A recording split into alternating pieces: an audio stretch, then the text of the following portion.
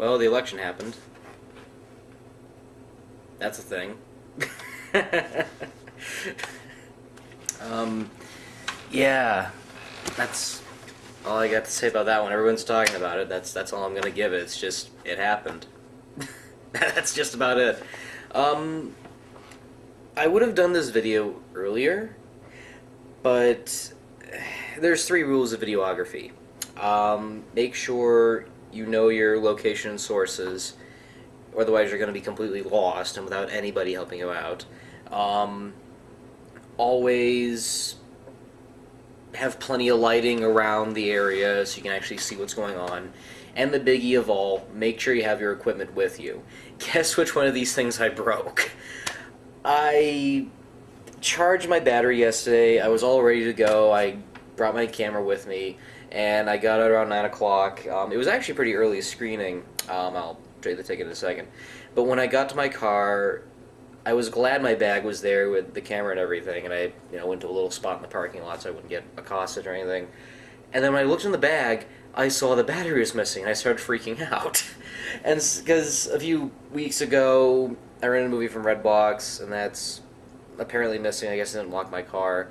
So I went back home, and sure enough, on the charger was my little camera battery just dangling right there. So I was like, ah! Everything was just so perfect, and then that happens. So no, here I am the day after talking about it as per usual. I was in the car, I was ready to go. Here it is. Fantastic Beasts, where to found them, and a little earlier than some of the other screenings that have happened. And with the way these holiday movies have been going, Doctor Strange was a good step in the right direction. Didn't see Arrival, I didn't really have much of an interest. It's been getting some good reviews. It's been getting some really good reviews, but it's not enough to get me like motivated to actually see it. I'm more of the escapist kind of person. There are movies that can do like reality and escapism at the same time very well, like Up, for example. But that's one of those movies where it's like, nah, I'll wait until I feel comfortable around seeing it. But no, Fantastic Beasts and Where to Find Them. It's a movie with a lot of great creative creatures, but it doesn't tell you where to find them. This is another... Excuse me, this is supposed to be like a new prequel franchise, much akin to The Hobbit, I want to say. But the better advantage is that even if it's set within the Harry Potter world, it's technically an original movie, which I do appreciate. It's got David Yates, who directed a good majority of the Harry Potter films from 5 to 8, which is Deathly Hallows Part 2. It's with different characters. There's like little Easter eggs and mentions here and there, which is actually pretty nice and clever. So it has the aspects of being its own thing, and it's good. And you should feel good. That's really it. It's a fun movie. If you really want a film that has a lot of heart, some great magic here and there, some nice, wondrous spots, you're going to get a lot of that here. Like, don't get me wrong, with Doctor Strange, there was some great stuff to it, but it was very exposition heavy. It felt like you were reading a textbook once in a while. Like, oh, we got to explain this spell, oh, we got to explain this, because no one knows the comic law, and we got to explain all these things to you. So there wasn't really much of like a feel of experience in that one. With this one, I felt it had the better advantage. And there's still some problems in this movie, but I'll get to them in a second. But to describe it greatly, it's kind of like Bedknobs and Broomsticks, only instead of Angela Lansbury, it's the 10th Doctor that's running around with this briefcase full of creatures. It has, instead of a group of orphans, there's this one guy that's having trouble making, an impression on 1920s New York, and he comes across the Eddie Redmayne character with all these weird creatures. Instead of a flying bed, it's a briefcase. Instead of Nazis, it's this group of anti-wizard, anti-witch hunters. We'll get to that in a second. It's just an all-around fun movie, and J.K. Rowling wrote it, and you can tell that she put a lot of passion, a lot of soul into it, making sure that those who have not seen the Harry Potter movies understand a lot of things. And they do that a lot too, where if you have seen these movies, there's a lot of nods and touches to the previous entries, a lot of information here and there that only a huge fan would understand. And in a sense, on its own, it works really well. It works great as a standalone. And it's weird when you consider that 15 years ago, The Sorcerer's Stone came out, directed by Christopher Columbus. And so, with that information said, it felt like I was 11 years old watching the very first Harry Potter movie in theaters, and it couldn't have come at a better time. We just had an event that literally shook America, and so here we have this nice little piece of escapism to just really take us out of that. So I really think that this movie will go far. I really hope it does. It has problems, but we'll get to those problems. But when it's great and when it's entertaining, it gets fun and entertaining. It doesn't drag, except for that other thing, which we'll get to in a second. So you have Eddie Redmayne, who's you might remember as Stephen Hawking from The Theory of Everything. He plays Newt Scamander. I hope I pronounced his name right. I'm bad. Is it? Yeah, I think it's Scamander. I'll just call him Newt by his first name. It's a great name, Newt. So he's going into America with this like briefcase, and inside the briefcase is like all these different creatures and stuff. And unfortunately, at one point, they all get loose. And so he's running around 1926 New York trying to search and gather them up, or at least trying to evade people that don't know that there's magic and wizards hiding different places. The Ministry is after him because apparently he's not supposed to have this briefcase full of creatures, which could be dangerous or not dangerous. There's this other witch that's going after him to try and, nail him. The ultimate person that's trying to, like, do her job and everything, and that works out pretty well. And then you have this one guy that gets thrown into the mix who knows nothing about this magical world of creatures and wizards, who comes across this whole thing, and he becomes a big part of it. And with all that they throw at you, it somehow is really nicely woven, in a sense. It's not a very loose plot. It's very simple, and I feel like that there is a lot of creativity going into it, especially when we see the different animals and stuff. And with the Newt character, he pretty much feels like the 10th Doctor in a sense. He has that nice, innocent charm to him. He's, I don't want to say quirky, he really knows what he's doing. He has this whole knowledge that no one else does, because you can definitely tell that he spent a lot of time tending to these animals and these creatures that he's collected, and you get that sense where no one else can understand that because he's pretty much the Dr. Dolittle of these things. He's literally running around taking care after them, and when they get loose, things happen. Really horrible things happen, but that's not the creature's fault. They're just undomesticated when they're outside of their own perimeter, which is actually pretty clever.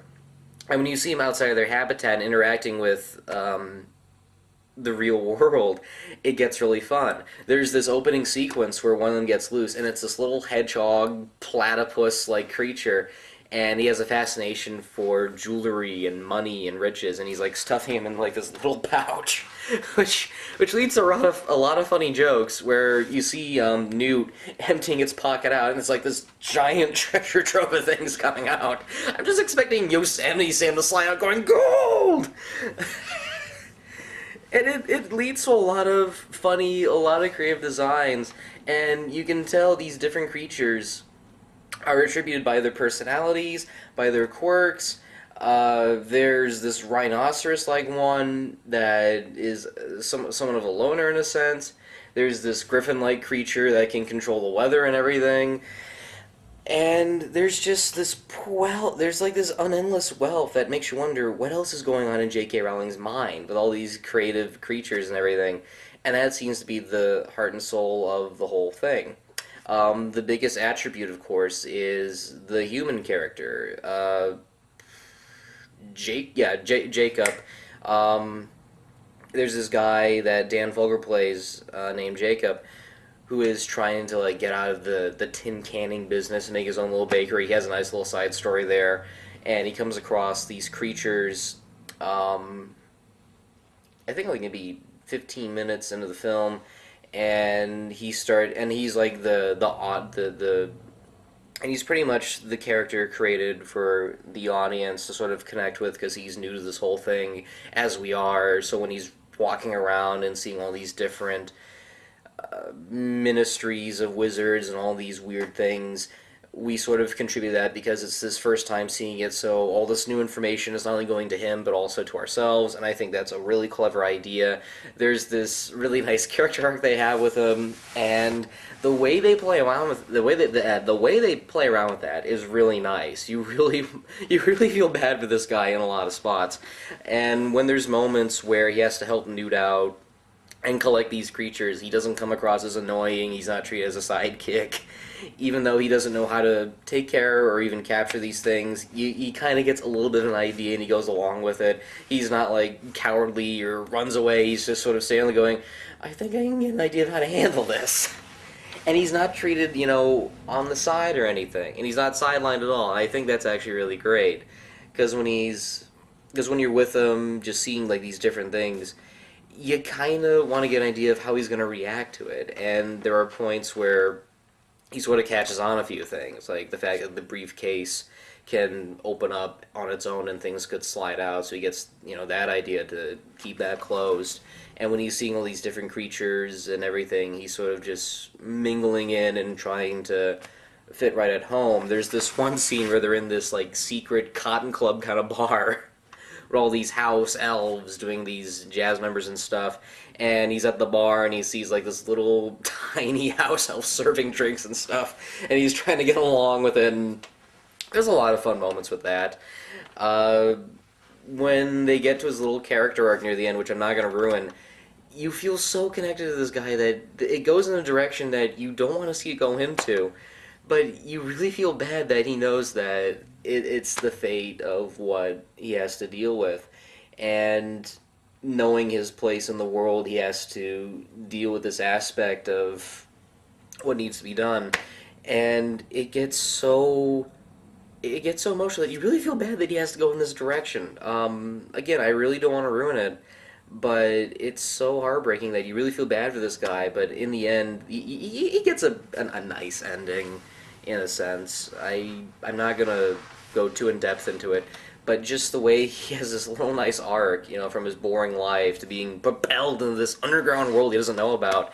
And then in the end, it's kind of like, yeah, it was nice learning about it, but you know what? Things have to be the way they are, and I gotta accept what it is.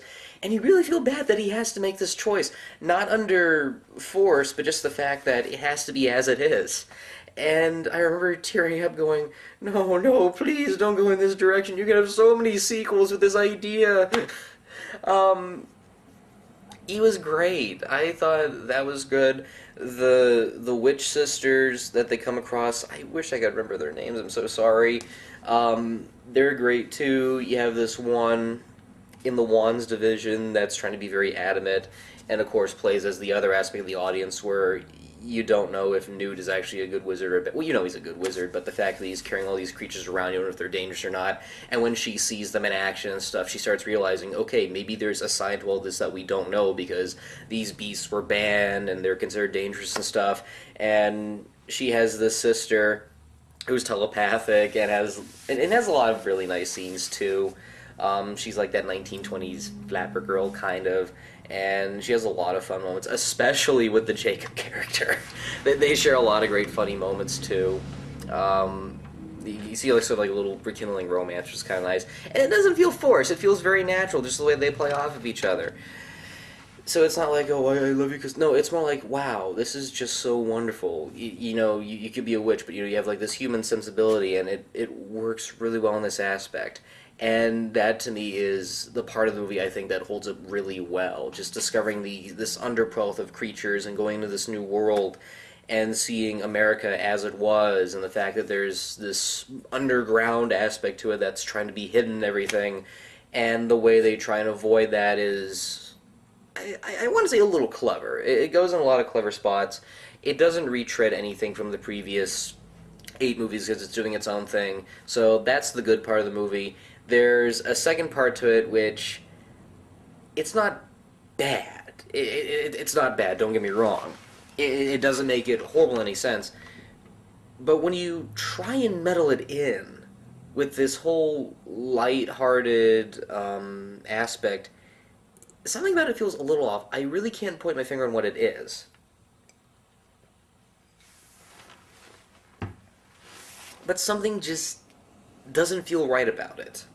There's this 12th, there's this group of people that apparently are trying to prove that wizards and witches exist, and they're trying to stamp them out, kind of like the Salem witch trials in a sense.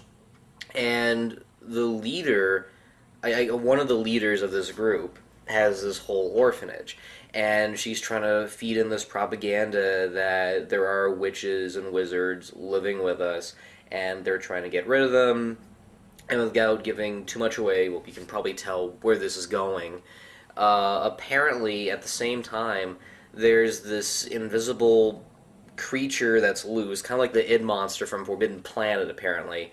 And it's causing a lot of mayhem, and it may or may not be connected to one of the people in the weird organization thingy, which I don't want to ruin because it's a good part of the movie, but it gets so dark that I kind of questioned a lot of things.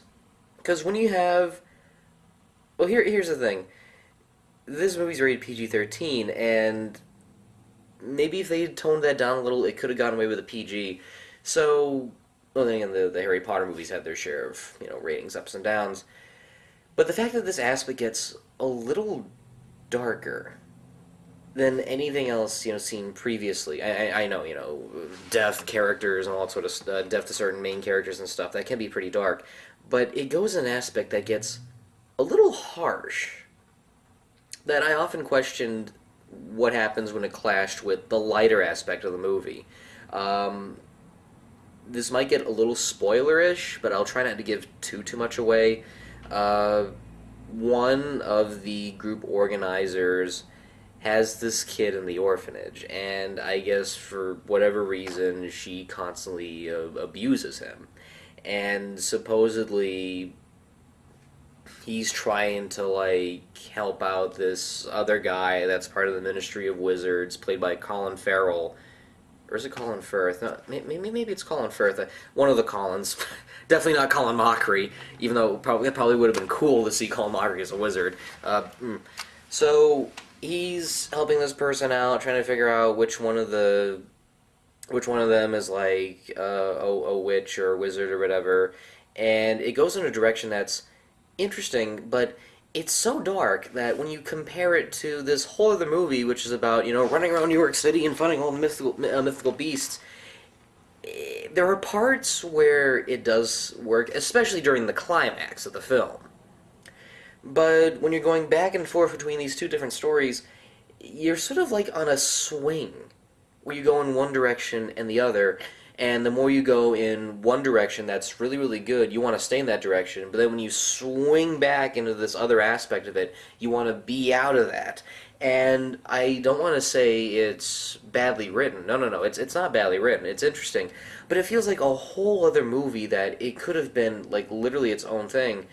And when it does meet up near the end of the film, it does sort of mesh with the whole aspect, because you have Newt getting blamed on because his creatures are running around and they think it's one of his when it really isn't, and so they try to use him as a scapegoat, apparently. But that whole other aspect of it gets a little harsh. That makes me wonder how families are going to really feel about that. Well, Potter fans are going to enjoy it, don't get me wrong. They're really going to love this movie. But for a mainstream audience that is, new to this kind of film, are going to love the parts that are really good, but when they get to those little dark brushstrokes, I do wonder how they'll feel about that. It's not graphic or anything, but it feels a little off tone, and even shot that way too. Because when we're with Eddie Redmayne's character, the new character, there's like these bright colors and everything, despite the fact that you see policemen with shotguns and everything, which I will admit was actually nice to see. But there's like a very nice bright color palette going on there, and yet when we get to that darker aspect with the witch hunters and the kids, it literally feels like it's shot in this whole different movie. There's these bleak colors, and it's like literally darkened and stuff. It just felt weird. It just felt really weird when we got to that other aspect of the film. But when it worked, it did work. And I did hear that there's going to be like 4 other movies after this, and I'm curious to see the direction it will go into. There are some magical moments in here. My favorite scene, and this is in the trailer, is where they go inside the briefcase. And I don't want to get too heavy into details, but when we go inside, we see how he's keeping these creatures alive and how he's trying to maintain them together, even though they break out. He's trying to get this sensibility of how to take care of them and tend for them, and they're like in their little like own environment and anything, like this big open zoo, which is actually pretty neat and clever. Excuse me. So, for that aspect, that's where a good bulk of the movie holds up for me, when it really goes to those spots of magic and wonder, and when it's trying to be a story and a plot, it gets really off kilter. I don't want to say too off kilter to the point it doesn't take me out of the movie. Those parts work, but when you have whimsical man with briefcase full of creatures in one corner, and you have this whole other movie about trying to figure out, who's creating like this dark thought creature or whatever, you kind of wonder how the two kind of connect together. And it's not like they don't, it's just they feel so different from each other. And I think the reason why is because in the very first Harry Potter, or better yet, in most of the Harry Potters, we follow Harry a lot. We don't jump back to another character and say, okay, here's this whole other subplot, we're going to go in this whole other direction. You follow Harry a lot and kind of see the world around him through what it is and everything, and you're with him most of the time. When you need to jump back to like the villain, what he's up to, it's done in small doses, or even just 1 or 2 scenes and that's it. But I kind of like the aspect of following this one character around and getting the whole environment from his sort of view. Because when we jump back to another character and their storyline, it's kind of like, okay, now I got to follow that and understand what's going on with that. And then we jump back to the other main character, and it's sort of like, okay, now we got to get back on track with this sort of. You kind of see what I'm getting here. There's 2 separate streamlines going on here, and when you have to follow them, you really got to follow them. But like I said, they both work on their own merits. I just wish they were meshed a little better in. It could be a nitpick on my end. Maybe it is a little bit of a flaw, but I still had a lot of fun. I still enjoyed it. I had a lot of nostalgic vibes seeing this movie. It felt like watching the first Harry Potter movie when I was young, because I liked those movies. I'm not a giant fan, and I did read the books. I still have the original printings of the hardcovers. I still have a lot of great memories reading them and seeing the films. And I think the biggest attribute here that Fantastic Beasts have over, say, the Hobbit prequels is that well, technically it is based on a book, but it's not like fully in developing it. It's this little guide of all the creatures and stuff, and there's like this little preface on the Newt Scamander character. Which is interesting, because you have like this whole wealth and gathering of creatures to like explore into later films and stuff. So it has a better advantage of being an original movie because you have little to no sources to compare it with and say, oh, you can't do that because of the continuity of this and so and so. And I think that's where the Hobbit movies suffered the most, even though they're entertaining in spots, because it had one book to compare it to, and they just gradually expanded off into 3 films, and that's not Peter Jackson's fault. It was a project that he stepped in and said, all right, I'm going to take this up and do something with it. And you have to consider, okay, now we gotta set this up, we gotta set up the stuff with Saruman, and hint this with the ring, and all that sort of stuff. If they just followed the plot of the Hobbit book and just have it be about Bilbo Baggins and his journey with the dwarfs, it could have been a fine film. Fantastic Beasts doesn't have that falter because it's doing its own thing. There's no Harry Potter. It's set 70 years even before that story happened. So it has the upper hand of being this whole original thing, and I think that's where it works the best because you're going into this whole new world, even if it does feel familiar. And if you haven't seen the Harry Potter movies, you don't need to see them in order to understand what's going on here. They still toss a couple of terms around that exist in the previous films. Non-magical people, humans are the slang term for that is muggles. Here they do say that a couple of times, but in this world, I guess in the American sense, they're known as no-mag. A weird choice, but I can kind of see that working in its own way. So, for what it is, I actually really recommend seeing this movie. There's a lot of fun moments when it gets to those dark moments. They do work, even though it feels a little off from, catching all these creatures and stuff. But when it does those moments of splendor and wonder, J.K. Rowling really nails it. So, I really say go see this movie. If you're going to see this, if you're going to see at least one movie to get you away from all the negatives of the world, this is the best escapism has to offer. I really recommend checking this out in theaters if you get the chance. One more thing I'd like to add, and this is really weird on my end. They released the new Kong Skull Island trailer, and for some weird reason, they didn't attach it to this movie. And normally what some studios do is when they have like a big tentpole film, they add like a trailer for the next big tentpole film. And by the way, I saw the Kong trailer. It looks visually nice. I'm just worried about the casting and the story. We're gonna go to Skull Island and bomb the hell out of it. I didn't get the trailer for that, and yet I get a TV spot for Legends of the Hidden Temple, of all things. Why is that? Just here you have like this blockbuster that's coming out in March, and they have a trailer for it. What do? They have a trailer for the Legends of the Hidden Temple movie that's coming out next week during Thanksgiving weekend. Genius. Just genius. Something I could have seen on TV, I see on the big screen. Which was kind of nice, but at the same time it's like, come on, really? Do we have to go that after car commercials? It's like, oh yeah, Legends of the Hidden Temple coming Thanksgiving weekend. We got the original voice of Olmec. Which I'm actually going to do a vlog on. I'm actually a little curious to see how that's going to turn out. It could be a train wreck. It could be something interesting. So yeah, that's all I got for this movie. And if you don't see one for Mona, God forbid, I don't want to judge a movie by its trailers, but I'm not looking forward to that one. Because it feels like a repeat of The Good Dinosaur where the technicals of the animation look nice, but there's some things about it that really bug me. Who knows? Maybe it could be good. Zootopia surprised me very well. So, yeah, that's all I got for Fantastic Beasts. Really check this movie out. It's a lot of fun. You'll have a great time. That's all I got, and until then, cheers.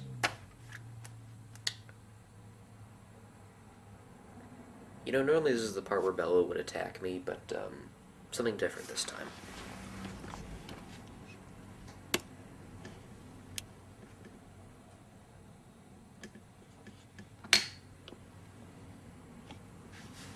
Later.